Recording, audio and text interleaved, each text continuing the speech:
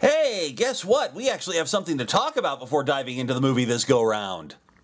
In 1972, the second Scooby-Doo TV series, the new Scooby-Doo movies, began airing on CBS and would run for 2 seasons and a total of 24 episodes. Each episode featured a special guest star or group of guest stars, ranging from real-world celebrities to fictional characters.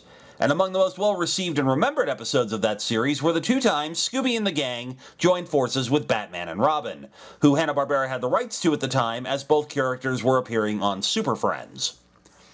These episodes stayed in the public consciousness thanks to Scooby reruns in syndication and later on cable, and the 2 Batman-related episodes were released several times on their own on home video.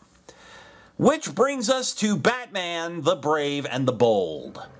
Debuting on Cartoon Network in 2008, Batman the Brave and the Bold features a lighter version of the Caped Crusader, drawing inspiration primarily from the Silver Age version of the character.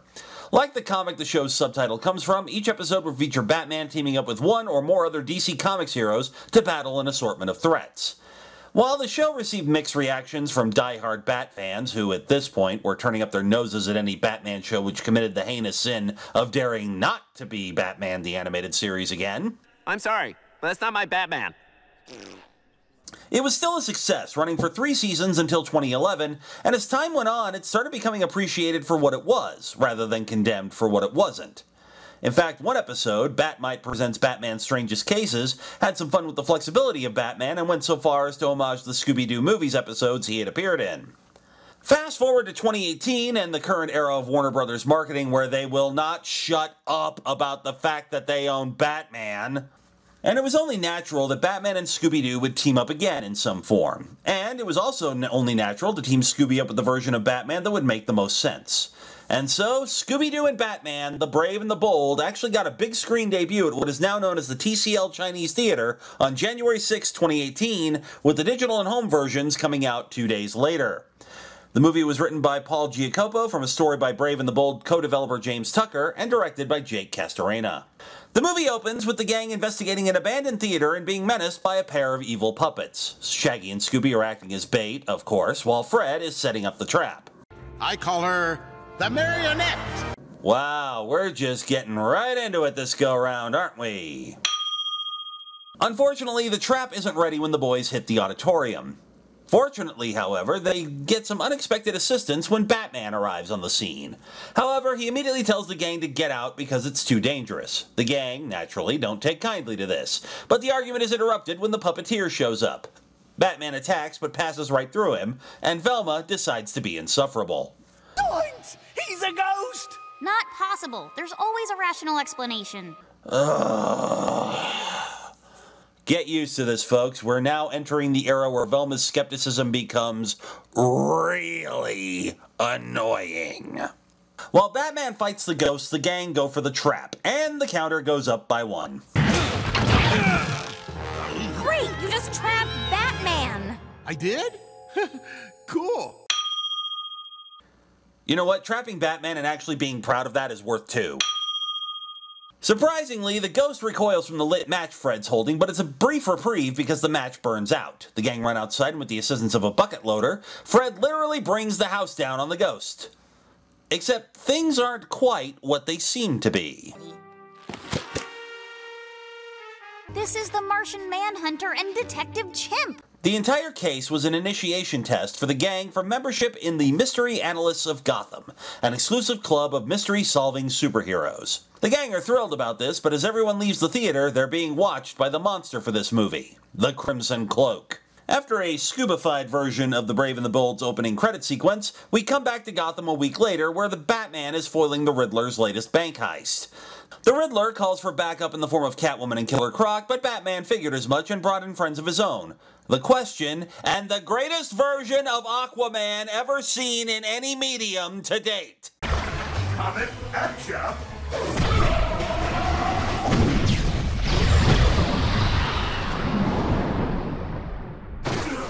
That about wraps it up for the... Ooh, wait, do you think maybe I could title the adventure? Of course, my young friend.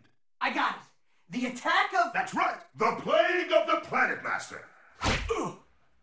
They make short work of the villains, and when Batman and Question need to get to the monthly meeting of the mystery analysts, Aquaman can't take a hint. You're not a detective. Not a detective? Why, I'm a whiz at sleuthing out hidden undersea currents. That's oceanography. The gang arrive in Gotham, and after solving an anagram thanks to Daphne, find the secret headquarters of the mystery analysts, which in addition to Martian Manhunter, Detective Chimp, and The Question, includes Black Canary, who Fred goes gaga over, and Plastic Man, who annoys Daphne.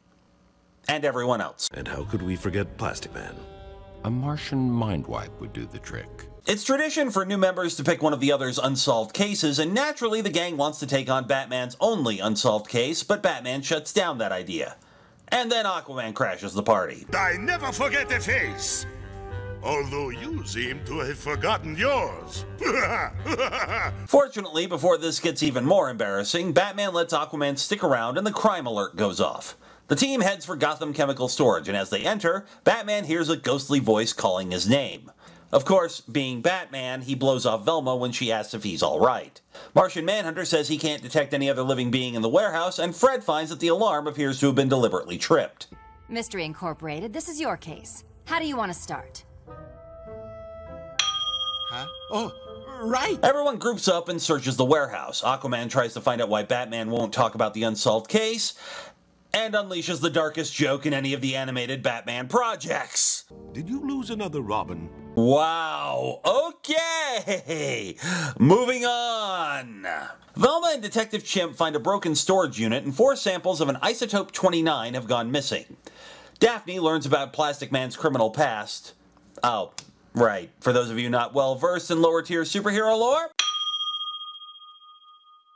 Plastic Man used to be a crook named Eel O'Brien, but when a job he was on went bad, he was injured and an unknown chemical got into the wound, giving him stretching and shape-shifting powers. He used them to take revenge on the rest of the gang and send them to jail, discovered he liked being a good guy more than being a bad guy, and started crime fighting as Plastic Man. What?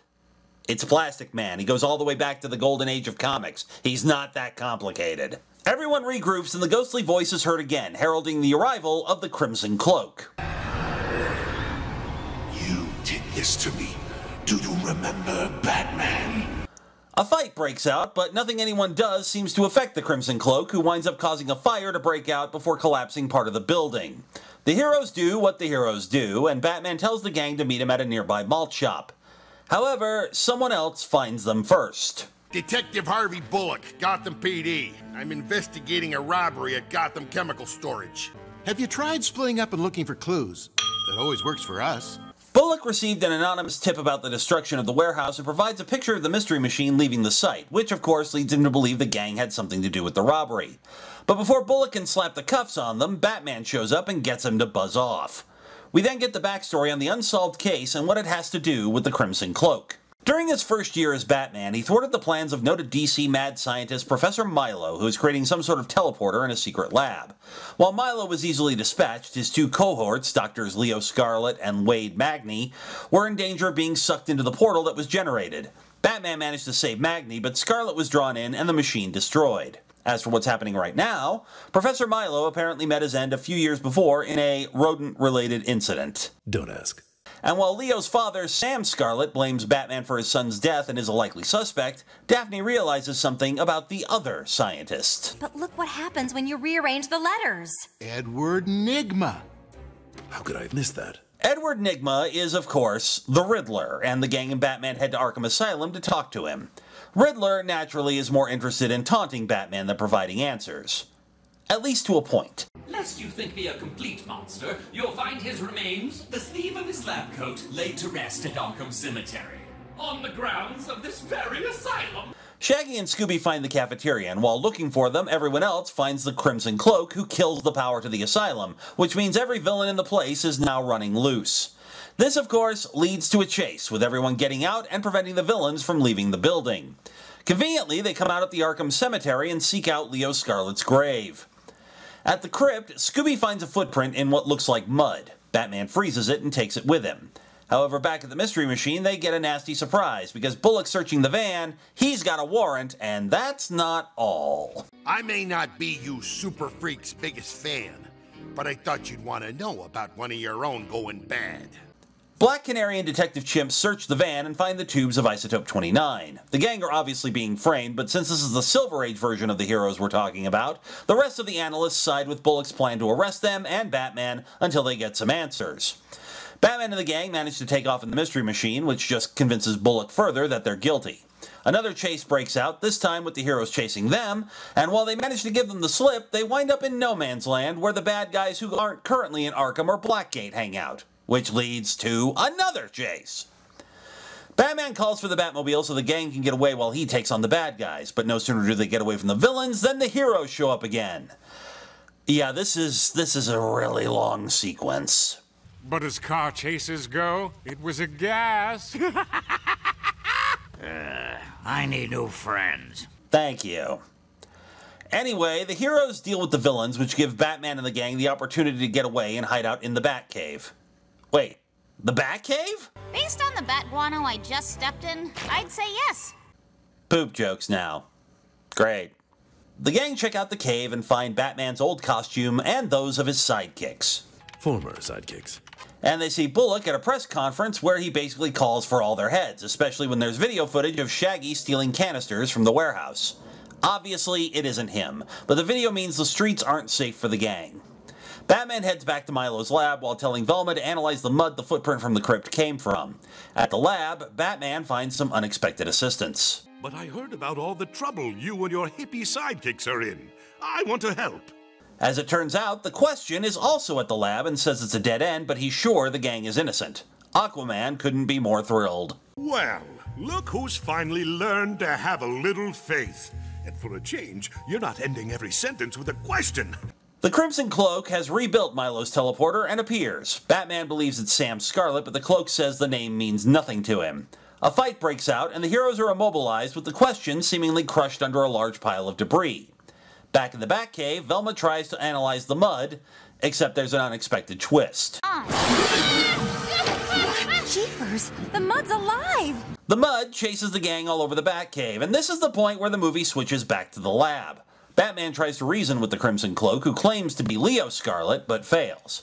The Cloak starts up the teleporter, but begins convulsing, which leads Batman to a revelation you've all probably guessed by now if you're any kind of Batman fan. One which Daphne also comes to after the gang traps the mud in the bat dehydrator, yes, this was established earlier, and turns it to dust, although the movie decides to play coy about it for a little bit longer. The gang find out via Batman's cowl cam that he's in trouble and decide to head out to help him, but of course they can't go out in public with everybody in town looking for them. What is it, Fred? Plan B. And B is for Bat. The Crimson Cloak activates the teleporter but gets interrupted when the gang arrives, wearing the costumes we saw earlier. The cloak splits into multiple fragments which turn into twisted duplicates of other Bat villains, which should be the final clue you need if you haven't figured this out yet. Another chase breaks out, leading to the reveal after the gang manage to hit the Crimson Cloak with the bat dehydrator and the police and the other heroes show up. Even the Question manages to get out from underneath the rubble. Observe, the Crimson Cloak is actually Clayface. Except Clayface isn't the mastermind behind all this. He was hired to portray the Crimson Cloak, steal the isotopes, and frame the gang in exchange for a cure for a bacteria he picked up, which is causing him to lose control over his form. Batman reveals that it's the Riddler behind everything, but of course the Riddler couldn't do all this from Arkham. What? Which leads to a second reveal. Escape. The Riddler? Okay, now this is getting redundant. It turns out the Riddler's been posing as the Question ever since the fight at the bank, with Clayface posing as him to keep Batman occupied. But the switch wasn't perfect, because Aquaman noticed several of Question's more annoying habits no longer being present. If this seems anticlimactic, it's because this actually isn't the climax. This is. How is this moment like the end of a boxing match? because the gloves are off! Riddler dashes back into the lab and reactivates the portal. He's made some upgrades which will allow him to destroy any target in the city he chooses, but... Riddle me this. Huh? What just hit you? While the Riddler is out of the picture, the machine is still going critical. Batman hears the ghostly voice again and is confused as to how until Scooby says he hears it too. He points out a figure appearing in the portal. While Velma organizes everyone else to reverse the polarity of the machine, Batman and Scooby manage to pull the figure out before everything shuts down. It is, of course, Leo Scarlet, and Sam Scarlet shows up to be reunited with his son. It's also the gang's last night in Gotham, and they aren't leaving until they reveal the solution to Gotham's biggest mystery. Who is Batman? Batman is the warmest, kindest, most big-hearted soul we've ever met. A great big teddy bat. Aw, isn't that tooth-decayingly wholesome? Scooby-Doo and Batman, the Brave and the Bold is one of the better movies in this series. As a crossover, it's a little lopsided, being weighted more on the Batman side of things, but it's not a deal-breaker. Scooby and the gang fit in nicely with the Brave and the Bold's Silver Age tone, and the use of Clayface, the Riddler, and the other DC heroes fit nicely into the story. Framing the gang was a great plot twist, and overall the thing is just a lot of fun. It doesn't drag, the voice cast is excellent, especially Dietrich Bader as Batman, John Michael Higgins as the Riddler, and of course John DiMaggio as the greatest version of Aquaman in any medium to date! What the what? Oh, right! Yes, of course, old chum. Don't mention it. If you've never seen this one before, check it out, and if you like it, I heartily suggest watching the Brave and the Bold series. It's just as out there and exciting as this movie is. Scooby and the gang's adventures with Batman would continue in other TV series, notably Scooby-Doo and Guess Who, but more so in comics, with several issues of the appropriately named Scooby-Doo Team-Up series and the ongoing Batman and Scooby-Doo mysteries. And as I've said before, Warner Brothers is incapable of shutting up about owning Batman, and Scooby remains the most popular Hanna-Barbera franchise in that stable, so future team-ups are not only possible, they're probably inevitable. And so, it's time to vanish over the rooftops with another of the 30-plus films of Scooby-Doo. Holy Scooby-Dooby-Doo! Batman! Here come those meddling kids to join the chase. No creep can keep them away.